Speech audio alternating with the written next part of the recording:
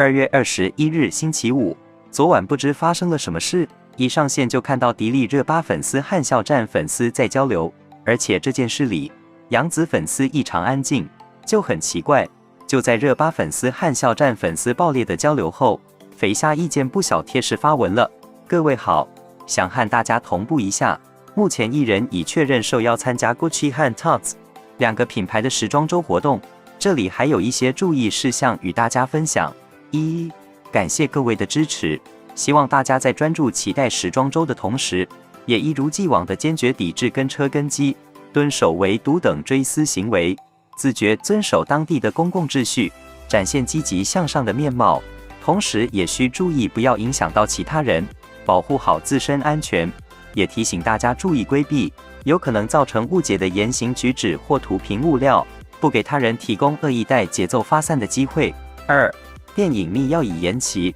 希望大家给观众留出充足的空间，尊重各方的评价，把电影交给广大观众朋友们。感谢大家的用心付出，让我们一同把精力和期待放在后面其他作品的呈现。三、此外，大家一定注意，千万不被煽动挑拨，不被引战，专注自家，谨言慎行，积极向上，把注意力放在正向宣传上，拒绝互撕谩骂攻击，如遇侵权内容。希望大家继续同步我们或工作室邮箱，用合理合法的方式维护艺人权益。祝愿大家诸事顺利，尽兴开怀。每一次米兰时装周都是一场盛大的视觉盛宴，肖战的游刃有余让我钦佩不已，禁不住感叹肖战在国外也超级火爆，粉丝遍布全球各地，都被他的人品吸引。米兰时装周肖战是大杀四方的重要时刻，绝对不能错过。而且今年出席2025秋冬时装周的明星们，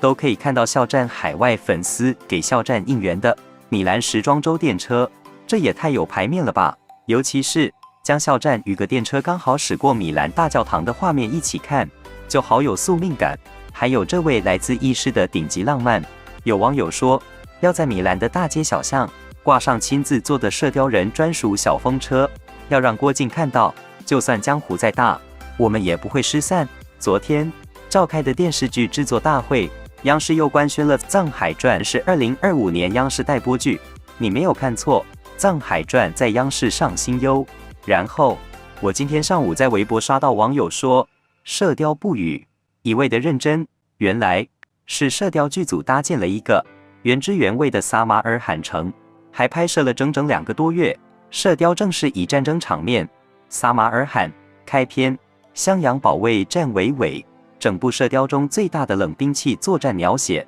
即撒马尔罕攻城战。撒马尔罕作为中亚最古老的城市之一，不仅拥有丰富的自然资源和充足的食物，还有一项得天独厚的优势——地理位置。撒马尔罕亦是当时花剌子模国内最大的城市之一，也是这个国家的新都，应该说是蒙古西征路上一块难啃的骨头了。良好的地理位置不仅是一种诅咒，也是一种恩赐。撒马尔罕的位置在丝绸之路上非常重要，作为波斯帝国的一部分，它首先迎来了中国的商队，并很快自然而然地成为世界贸易的十字路口和中心。撒马尔罕经常遭受到不同游牧民族的入侵的，塞尔柱人、喀拉契丹人等都试图占领这里，但只有在蒙古人的铁蹄下，撒马尔罕才知道什么是真正的恐怖。对撒马尔罕的历史来说，成吉思汗的入侵是永远挥之不去的梦魇。值得一提的是，金庸在《射雕英雄传》中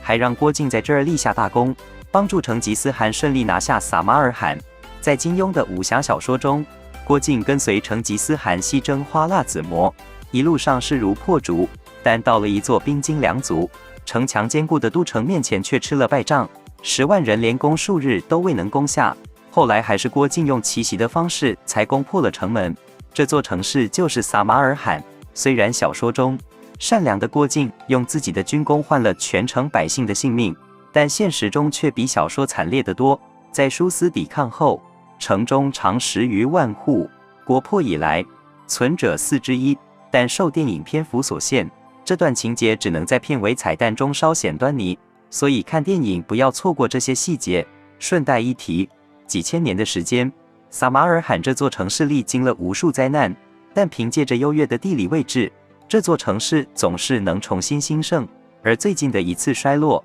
撒马尔罕并不是败给了某个强盛的帝国，而是败给了大航海时代。由于大航海时代的兴起，海运逐渐兴盛，丝绸之路在很长一段时间里失去了往昔的辉煌。而今天，随着“一带一路”的共建，原本的古丝绸之路又重新找回了生机，撒马尔罕也将重新焕发荣光。最后，说回影片初始提及的，为何热巴粉丝和校战粉丝爆裂的交流呢？起先是昨晚网友爆料，在富国岛偶遇黄景瑜健身，黄景瑜粉色无袖 T 配白色短裤造型，旁边还有一位身材较好的女生。据知情者透露，女生披着的是黄景瑜的衬衫，疑似新恋情曝光。接着，微博词条热带鱼也跟着上微博烫搜了。题外话，热带鱼是热巴和黄景瑜的 CP 组合名称。本来挺欣赏迪丽热巴颜值的，可从昨晚热搜到今天此刻，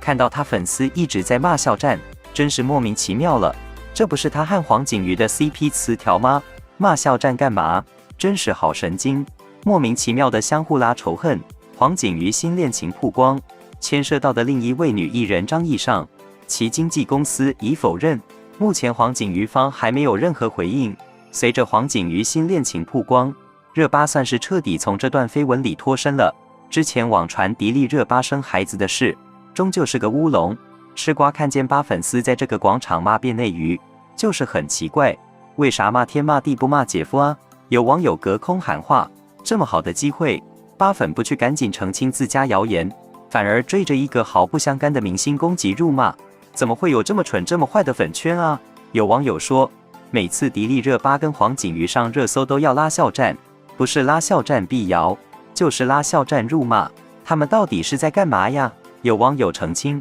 万花世界是迪丽热巴不演，而不是她吊饼。也有网友指出，姐姐吊饼了，为什么不早点告诉粉丝？又蹭又踩又转移自己饼飞了的注意力，不然粉圈要崩了。一个是求热度，一个是外丝转移内部矛盾吧。巴粉不借机和姐夫撇清关系，转而拉无辜的校战下场。说白了，一是因为自己也清楚热带鱼未必是假，怕现在骂了真姐夫到时候自我打脸；二也是为了掩盖丢人又丢饼的危机，想通过外丝来转移视线；三是粉圈开共享的脂粉太多，压根不顾热巴的死活，有热度有钱赚就行。不然我想不出为啥传了多年绯闻的男方被曝光恋情，不欢天喜地庆祝，反而到处引战。但是千言万语，最惨最无辜的还是校战。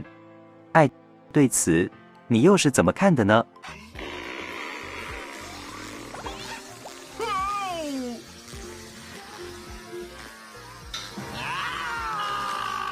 快乐就是，就像和那个什么差不多。